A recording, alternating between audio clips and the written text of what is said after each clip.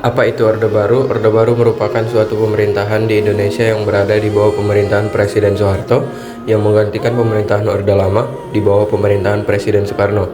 Dimulai pada saat dikeluarkannya Surat Perintah 11 Maret 1966 dan berakhir pada 21 Mei.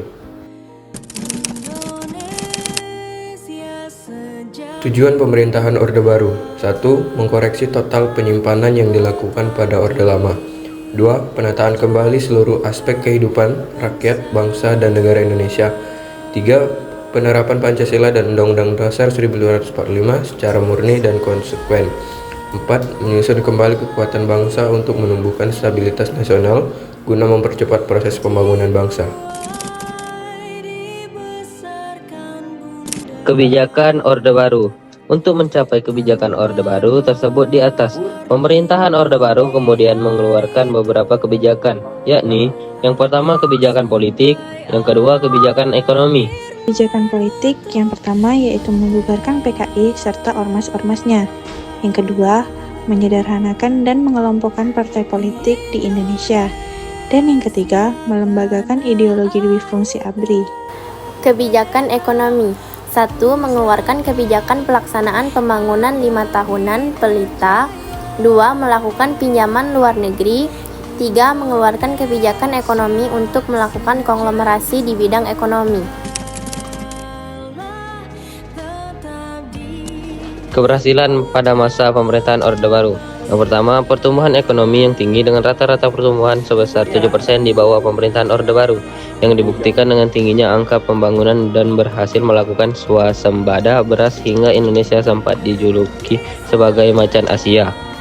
Nomor 2, pemerintahan Orde Baru berhasil menurunkan angka kemiskinan yang berpengaruh bagi kesehatan rakyat. Yang ketiga, pemerintahan Orde Baru berhasil menekan angka kelahiran, menurunkan angka kematian, dan meningkatkan tingkat partisipasi masyarakat dalam pendidikan. 4.